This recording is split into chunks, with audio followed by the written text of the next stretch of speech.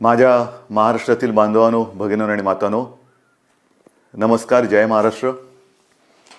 बऱ्याच दिवसानंतर आपण भेटतो. जवळपास 1 महिना होऊन गेला असेल. या एका महिन्यामध्ये जे काय घडलं ते आपल्या समोर घडलेलं आहे. अनेक संकटांचं असं असतं की यायला लागले की एका मागोमाग एक येतात. कोरोनाशी लढतो आहोत, त्याच्यात मध्ये निसर्ग चक्रीवादळ आलं. या गेल्या काही दिवसात काय झाले, एक तर आपण असे भेटू शकत नाही आहोत. हा विकास म्हणायचा का, कल्पना नाही, पण प्रत्यक्ष भेटी होत नाहीत आणि असं भेटावं लागतंय. आणि पूर्वी आपण अनेक दिवसानंतर भेटल्यानंतर विचारायचो, काय रे, कसा आहेस. मग जो तो आपापली दुःख असतील, व्यथा असतील, वेदना असतील, एक बाजूला ठेवून भेटीत बोलायचं की मजेत आहे. आता सगळ्यांची परिस्थिती तीच आहे. कसे आहात, जसे तुम्ही आहात तसेच आम्ही आहोत. सगळे घरातच आहोत. सगळं काही ठप्प आहे. संपूर्ण जग ठप्प आहे आणि या संकटाचा सामना आपण करत आहोत.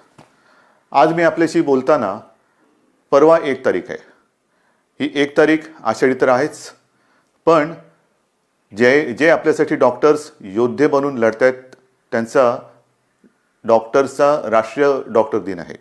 त्या सगळ्यांना मी त्यांचं कौतुक करतो, त्यांना धन्यवाद देतो. आणि तुम्ही जी लढाई लढतात आमच्यासाठी, त्याच्यात आम्ही सुद्धा तुमच्यासोबत आहोत. तुमच्यासोबत तुम्हाला आम्ही सहकार्य करतो आहोत आणि करू, हे एक वचन त्यांना देतो. डॉक्टर दिनाबरोबर आपल्या राज्याचे माजी मुख्यमंत्री वसंतराव नाईक, त्यांचाही जन्मदिवस. आणि हा दिवस हा सप्ताहच आपण शेतकरी सप्ताह म्हणून साजरा करतो. म्हणजे दोन्ही जे आत्ता आपल्याला जीव वाचवत आहेत त्या डॉक्टरांचा तो दिवस आहे, आणि योगायोगाने वसंतरावांच्या जन्मदिवसाच्या निमित्ताने जो शेतकरी दिन साजरा करतो, म्हणजे आपल्याला जगाला जो आपलं धान्य पिकवतो, त्यांचा सुद्धा हा एक दिवस आहे. म्हणून मी या दोन्ही शेतकऱ्यांना आणि माझ्या डॉक्टर्सना विनम्र नमस्कार करतो आणि आपल्याशी आता बोलतो. साहजिकच आहे, 30 तारखेपर्यंत हा लॉकडाऊन आहे. माननीय पंतप्रधानांनी 30 जूनपर्यंत हा लॉकडाऊन जाहीर केलेला आहे. 30 जून नंतर काय होणार, मी यापूर्वीच आपल्याला सांगितलेलं आहे की आता लॉकडाऊन हा शब्द बाजूला ठेवायचा आणि हळूहळू आपण एक एक गोष्टी, सोयी सुविधा, सेवा ह्या उघडत जाणार. म्हणजेच 30 तारखेनंतर लॉकडाऊन उठणार का, तर अत्यंत स्पष्ट शब्दात नाही. मग काय होणार, असंच राहणार का, तर तेही उत्तर नाही आहे. आपण गेले 15-20 दिवस अनुभवतो आहोत. एक एक करत महाराष्ट्रामध्ये आपण अत्यंत काळजीपूर्वक पावलं टाकत सेवा सुविधा आणि काही गोष्टी, म्हणजे दुकानं असतील, आजपासून आपल्या नाभिकांची जी सेवा आहे ती सुरू होते आहे, अशा काही गोष्टी सुरू करतो. दुकानं सुरू झालेली आहेत. काही ऑफिसेस काही प्रमाणात त्यांच्या कर्मचारी वर्गाची उपस्थिती त्यांना आपण परवानगी देऊन ती सुरू झालेली आहे. तर एक एक गोष्टी आपण सुरू करत चाललेलो आहोत. हे हळूवार का करतो आहोत आपण, याचं कारण अजूनही संकट नाही टळलेलं. एक गोष्ट नक्की लक्षात ठेवा की आपण जे मिशन बिगिन अगेन किंवा पुनश्च हरिओम म्हणून सुरुवात केलेली आहे, ह्याचा अर्थ धोका टळलेला नाही, पण आपण थोडंसं कात्रीत सापडलेलो आहोत. ज्याला म्हणतात ना, इकडे आड आणि तिकडे विहीर. आपल्याला इथेही पडायचं नाही आणि तिथेही पडायचं नाही. मधोमध बरोबर आपला तोल सांभाळून हे संकट पार पाडायचे, संकटाचा काळ हा पार पाडायचा आहे. आणि म्हणून केवळ आणि केवळ अर्थचक्राला एक गती द्यायला आपण सुरुवात करण्यासाठी म्हणून एक एक गोष्टी आपण उघडत चाललेलो आहोत. एखादी गोष्ट उघडली म्हणजे धोका टळलाय, आता आपण बिनधास्त, अजिबात नाही. कृपा करून तशा गैरसमजात, तशा भ्रमात राहू नका, कारण तसं जर का आपण वागू तर करोना आवासून बसलेलंच आहे. आपण करोनापासून वाचण्यासाठी घरात राहा म्हणून तुम्हाला मी सांगितलेलं आहे. अनावश्यक कामासाठी बाहेर पडू नका. आवश्यक असेल तेव्हा आणि तेव्हाच घराबाहेर पडा, हे माझं आजही सांगणं आहे. तुम्ही म्हणाला, रे हा काय आलं की नुसतं आपलं काळजी काळजी आणि काळजी. आपलं सरकार काळजीवाहू नाहीये. कारण नेहमी असं म्हणतात, ज्या सरकारला स्वतःची काळजी असते त्याला काळजीवाहू म्हणतात. हे सरकार तुमचं आहे, मजबूत आहे आणि तुमची, महाराष्ट्राची काळजी घेणारं हे सरकार आहे. आणि म्हणून माझं कर्तव्य आहे की तुम्हाला धोक्यापासून सावध करणं. बाहेर जर का आपण पडलो आणि बिनधास्त वावरलो तर धोका आहेच. प्रत्येक पावलावरती धोका आहे. मला एका गोष्टीचा नक्कीच अभिमान आहे की माझे सगळे महाराष्ट्रातले बांधव, माता भगिनी ह्यांचा सगळ्यांचा माझ्यावरती, आपल्या सरकारवरती विश्वास आहे आणि जे जे काही सरकार सांगतंय त्या सूचना तुम्ही पाळता आहात, म्हणून मला तुमचा अभिमान आहे. हे करत असताना काही ठिकाणी जसं आपण लोकलची मागणी केली होती, त्या लोकल सुरू झालेल्या आहेत. मुंबईमध्ये ग्रामीण भागामध्ये उद्योगधंदे सुरू झालेले आहेत, तिथे सुद्धा लोकांचं येणं जाणं सुरू झालेलं आहे. विशेष म्हणजे जो शेतकरी, ज्याचा उल्लेख मी सुरुवातीला केला, तो शेतकरी आपण सगळे लॉकडाऊनमध्ये घरी असलो तरी सुद्धा न थकता न थांबता आपल्यासाठी मेहनत करतोय, घाम गाळतोय, जमिनीत राबतोय, भूमीमध्ये राबतो आहे, अफाट मेहनत करतोय. त्या शेतकऱ्याच्या सोबत आपण आहोत आणि आपण राहिलं पाहिजे. मला कल्पना आहे की जसजसा हा सीझन आता पुढे सरकतोय, महाराष्ट्रातल्या ग्रामीण भागात, मग मराठवाडा असेल, विदर्भ असेल, काही ठिकाणावरून तक्रारी आलेल्या आहेत आणि त्याची गंभीर दखल आपण घेतलेली आहे. तक्रारी कोणत्या आहेत? बोगस बियाणं. हे दुर्दैव आहे,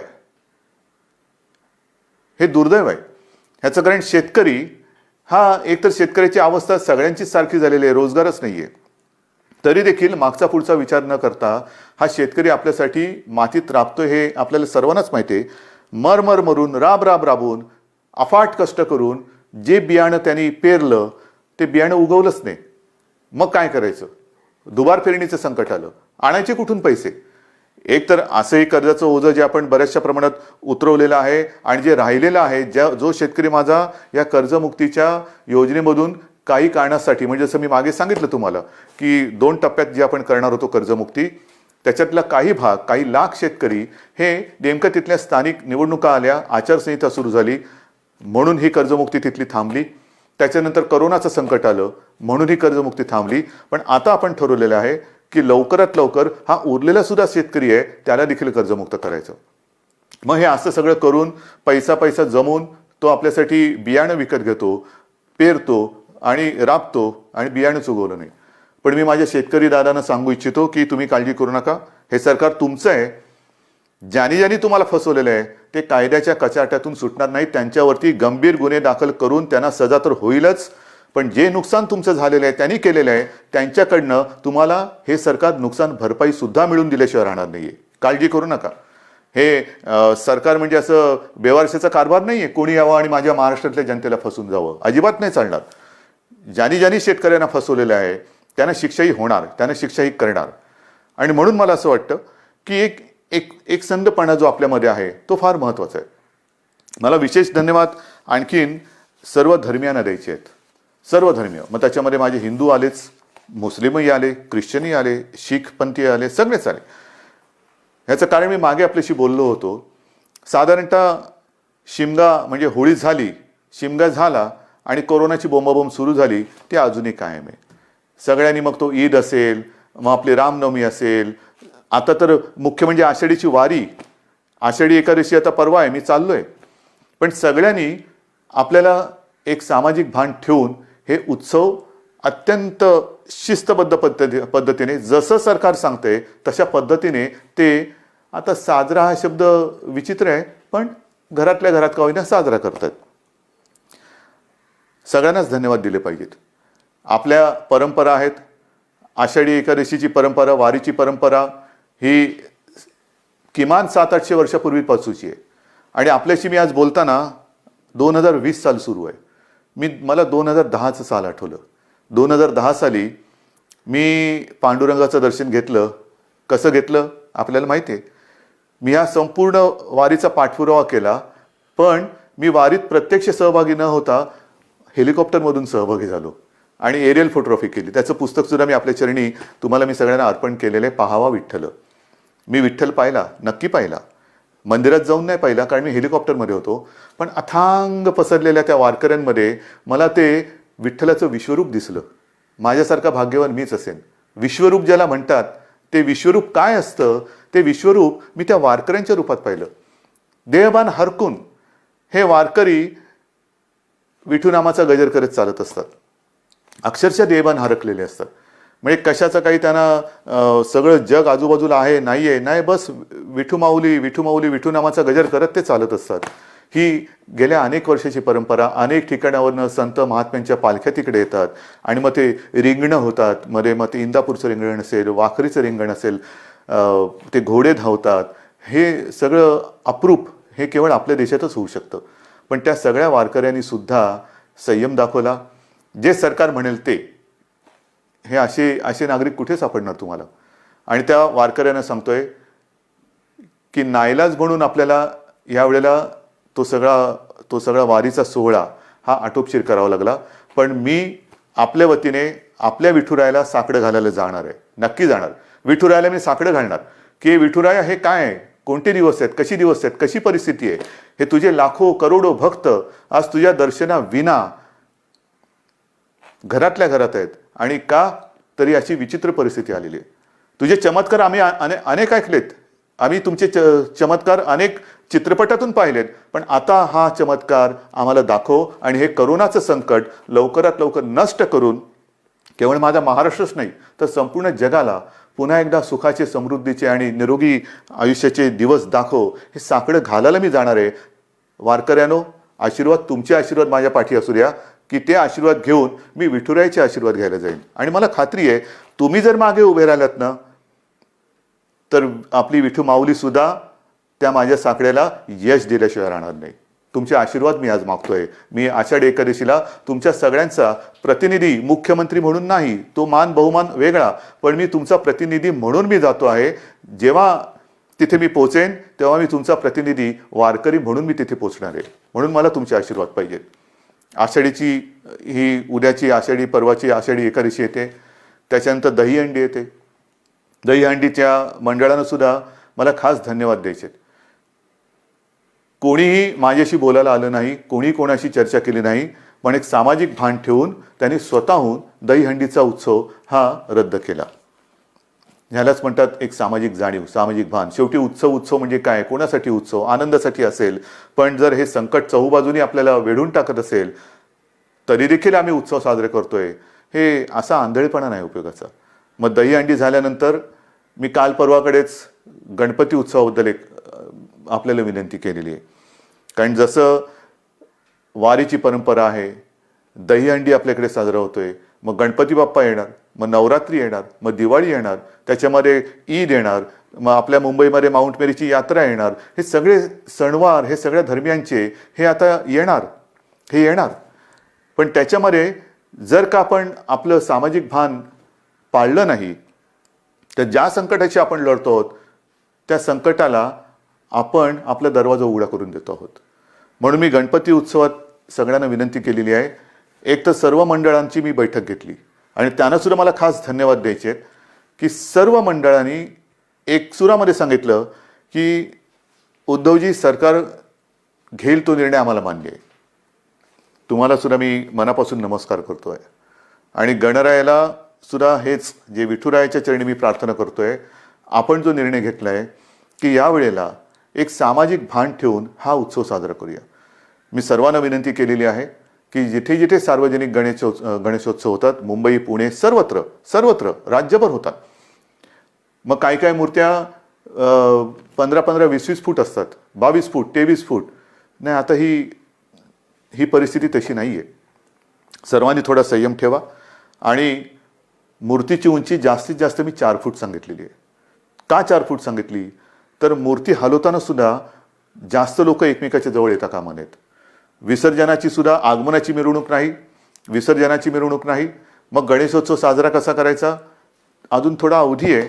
आपण चर्चा करून त्याच्यातनं सुद्धा हा नेमका कसा करायचा त्याच्यावरती मार्ग काढू. कारण आपण परंपरा जपणारी माणसं आहोत. ज्या लोकमान्यांनी त्या काळात, स्वातंत्र्यपूर्व काळामध्ये घरातला गणपती त्यांनी बाहेर आणला, कारण स्वराज्य, त्याच्यासाठी लोक एकत्र आली पाहिजेत. म्हणजे त्यांनी सणांची चळवळ केली. आपण चळवळीचा वारसा घेऊन पुढे जायचं आहे. त्या चळवळीमध्ये सगळी लोक एकत्र आली, एकोपा वाढला. आता सुद्धा तो एकोपा कायम आहे. मग हा एकोपा चळवळीसाठी पुढे न्यायचा असेल तर आपण आपला महाराष्ट्र विघ्नहर्त्याचं आगमन होतंय, मग त्याचे आशीर्वाद घेऊन त्याच्या साक्षीने विघ्नमुक्त करू शकतो का, कोरोनामुक्त करू शकतो का, हे आपल्याला बघायला पाहिजे. आणि करू शकतो. जर का आपण ठरवलं तर आपण नक्की करू शकतो. आरोग्यविषयक जर का आपण शिबिरे घ्यायचं ठरवलं, मध्ये मी जसं आपल्याला सांगितलं की रक्ताचा तुटवडा आल्यानंतर रक्तपुरवठा किंवा रक्ताचा साठा कमी होता, तेव्हा मी 2 वेळा आवाहन केलं की रक्तदान करा. मी आवाहन करण्याचा अवकाश चहूबाजूने रक्तदाते पुढे आले आणि ती जी काय आपली टंचाई होती ती दूर झाली. रक्तदान करा म्हटलं तर रक्तदान केलं. कारण आपण गणपतीचे अंधभक्त नाहीत तर जागरूक भक्त आहोत. आणि त्याच्यासाठी मला असं वाटतं की आरोग्यविषयक काय खबरदारी घेता येईल, काय जागरूकता आणता येईल, काय करता येईल, या सगळ्या गोष्टी आपण हळूवार सांगत जाऊ. तूर्त मी आपल्याला मूर्तीची एक कल्पना दिलेली आहे. रक्तदानाबद्दल मी जेव्हा बोललो तेव्हा आणखीन एका विषयाबद्दल मला आपल्याशी बोलायला पाहिजे. आणि तो विषय आहे रक्तदानाशी निगडीत, तो म्हणजे प्लाझ्मा थेरपी. आपल्याला कल्पना आहे की साधारणतः मार्चपासून हे कोरोनाचं संकट आपल्यासमोर आल्यानंतर त्या संकटाशी आपण जे हातात शस्त्र मिळेल ते शस्त्र घेऊन लढतो आहोत. मग लॉकडाऊन असेल, लॉकडाऊन, ट्रॅकिंग ट्रेसिंग असेल तेही करतो आहोत, चाचण्या वाढवतो आहोत. चाचण्या वाढवल्यानंतर उपचार पद्धती. आणि मी नक्की सांगेन, अभिमानाने सांगेन की आपला महाराष्ट्र, आपली मुंबई, जे आपले डॉक्टर्स आहेत, जो आपला टास्क फोर्स आहे, उपचाराच्या बाबतीमध्ये जगाच्या बरोबरीने आपण चाललेलो आहोत. कुठेही एक सूतभर सुद्धा जगाच्या पाठी आपण नाही. चहूबाजूला आपली नजर आहे. कोणत्या देशात काय चालले, या देशात काय चालले, कोणते उपचार होत आहेत, कोणते औषधे होत आहेत. म्हणजे गेल्या आठवड्यामध्ये सहज मी बसलो असताना मला मेसेज आले. BBC मध्ये एक बातमी होती, ब्रेक थ्रू डेक्सामेथाझॉन हे नवीन औषध सापडलं. मी टास्क फोर्सच्या डॉक्टरना फोन केला. ते म्हणाले, उद्धवजी हे औषध आपण गेले 2 महिने आवश्यकतेनुसार वापरतोच आहोत. म्हणजे आपण हे औषध वापरतोच आहोत. मग प्लाझ्मा थेरपी सुद्धा आपण साधारणतः मार्च एप्रिलपासून सुरू केलेली आहे. पण आज मला अभिमानाने एक गोष्ट सांगावीशी वाटते की सुरुवातीला आपल्याकडे 1-2 ठिकाणीच प्लाझ्मा थेरपी आपण वापरत होतो. आजपर्यंत साधारणतः असं धरा की 10 जणांवरती आपण उपचार केले असतील तर जवळपास 9 जण त्याच्यात बरे झालेत. 7 जण तर जवळपास बरे होऊन घरी पण गेलेले आहेत. म्हणजे प्लाझ्मा थेरपी सुद्धा उपयोगी पडते. आणि त्याच्यासाठी उद्याच एका गोष्टीचं आपण लोकार्पण करतो आहोत.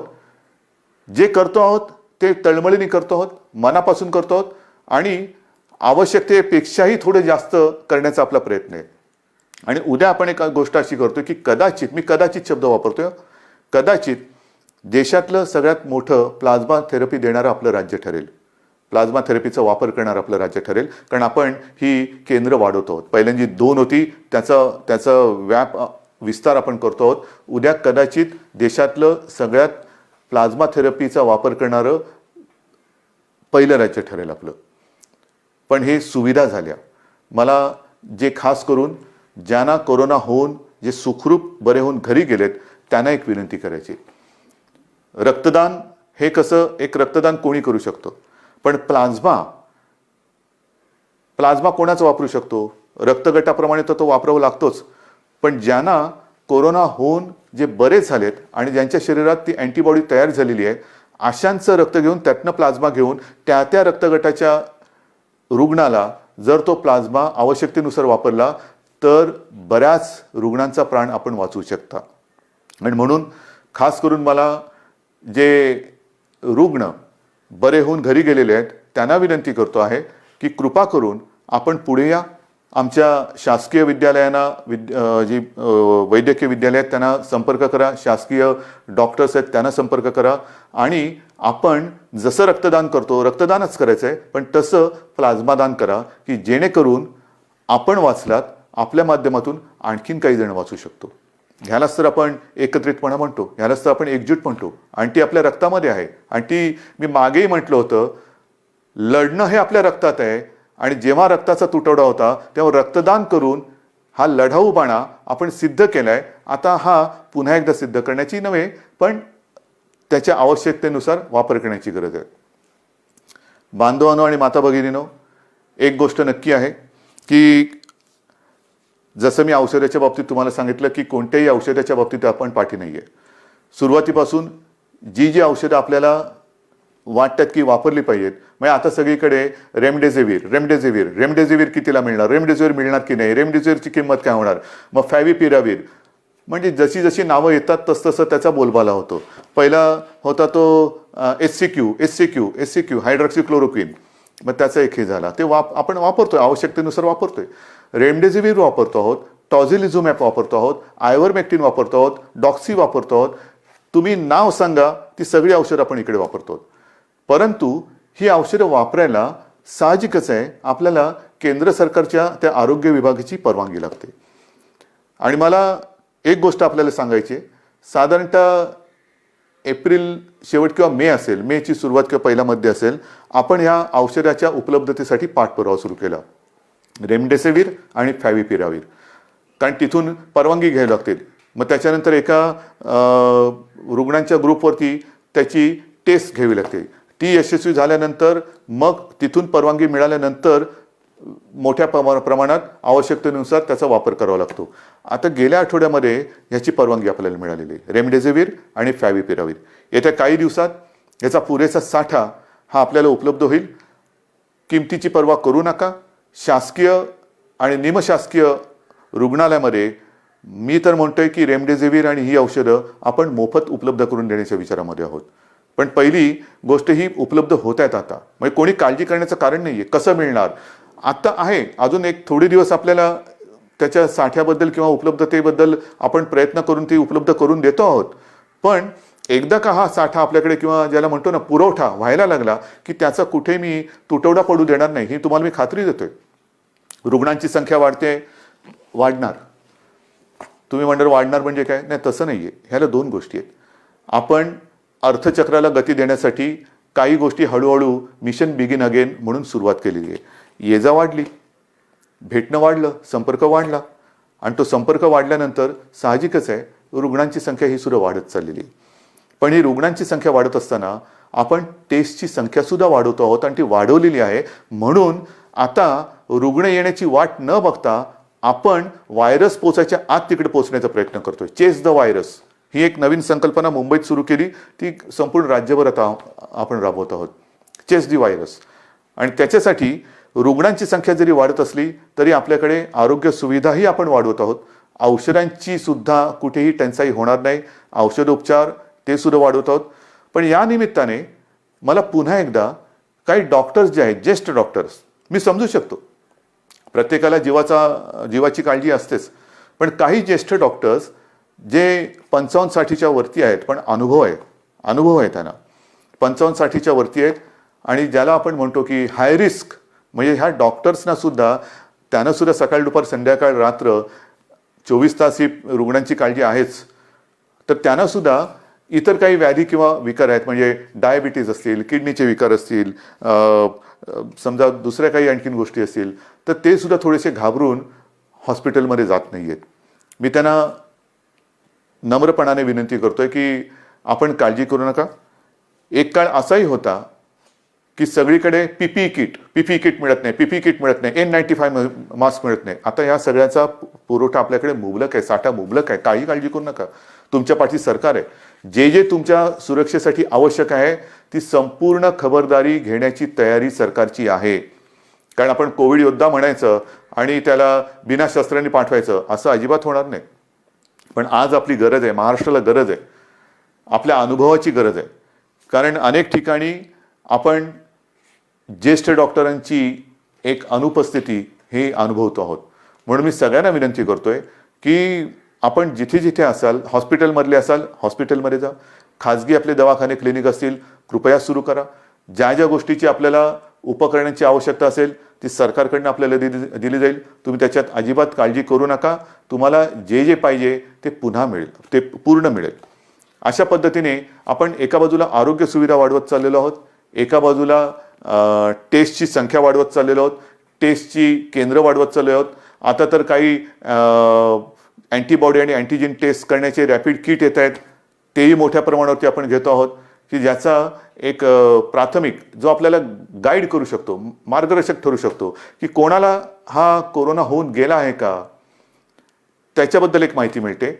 आणि साधारणतः निगेटिव्ह पॉझिटिव्ह ह्याच्याबद्दल एक गाईडलाईन मिळते, आणि मग आपण त्या पद्धतीने त्याला वेगळं करून उपचार सुरू करू शकतो. तर ह्याही टेस्ट आपण करतो आहोत. ह्याचं कारण असं की आता पावसाळा सुरू झालेला आहे. पावसाळा सुरू झाल्यानंतर नवीन अंकुर येतात, कोंब येतात, पालवी फुटते, हिरवगार होतं, सगळं हिरवे हिरवे गार गालीचे सगळीकडे पसरलेले दिसतात. फार सुखद असं दृश्य असतं. पावसाळा जसं एक नवीन जीवन घेऊन येतो, तसंच प्रत्येक ऋतू हा त्याचे काही चांगले आणि काही विचित्र गोष्टी घेऊन येत असतो. पाऊस म्हटल्यानंतर ह्या 2-3 बैठका गेल्या काही दिवसात झालेल्या, त्याच्या आधी झालेलं, जसं निसर्ग चक्रीवादळ आलं त्याच्या तयारीची बैठक, जास्त पाऊस पडणार आहे का, मग कुठल्या भागात पडणार आहे, पूर येऊ शकतो का, त्याची तयारीची बैठक. म्हणजे पाऊस आला, आनंद हा घेऊन येतो, नवजीवन घेऊन येतो, पण कुठेतरी नैसर्गिक आपत्ती घेऊन येतो. पूर आला नाही तरी काही ठिकाणी अतिवृष्टीमुळे इतर रोगराई येते. मग त्याच्यात मलेरिया आला, डेंग्यू आला, लेप्टो आला, डायरिया आला, सर्दी खोकला आला, आणि त्याच्यासोबत कोरोना आहे. मग काय करणार, ह्याची सुद्धा तयारी आपली सुरू आहे. पण मला आपल्याला खास करून शहरी भागात राहणारी जी लोक आहेत त्यांना सांगायचं, मग मुंबई, पुणे, नाशिक, सगळीकडे, संभाजीनगर आहे, नागपूर आहे, सगळीकडेच, की या वेळेला आपले सगळे कर्मचारी ह्या कोरोनाच्या लढाईमध्ये आहेत. अफाट मेहनत करतात, साफसफाई करतात, नालेसफाई होते, सगळं साफसफाई होते.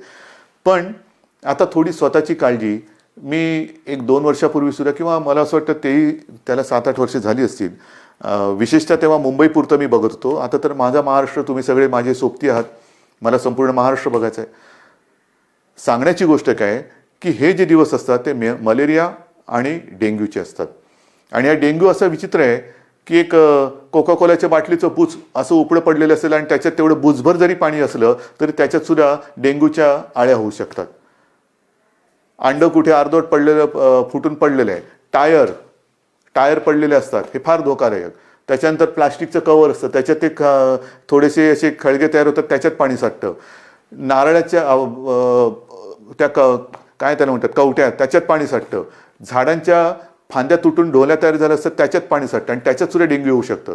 तर आपल्याला आपला परिसर स्वच्छ ठेवायचा आहे, कुठेही पाणी साठू देऊ नका. एअर कंडिशनच्या खाली, त्याच्यानंतर फ्लॉवर पॉटमध्ये, अनेक घरामध्ये फेंगशुई, त्याच्यासाठी जे काही झाडं लावली जातात त्याच्यामध्ये पाणी असतं, त्याच्यात डेंग्यूच्या आळ्या होऊ शकतात. तर ह्या सगळ्या गोष्टींपासून आता आपल्याला खबरदारी घ्यायला पाहिजे, कारण एका मागोमाग एक संकटाची मालिका ही आपल्याला आता तोडायलाच पाहिजे. मी तुम्हाला ह्या सगळ्या काळज्या घ्यायला सांगतोय, कारण एक आपुलकीने सांगतोय, प्रेमाने सांगतोय की काय करावं, काय करू नये.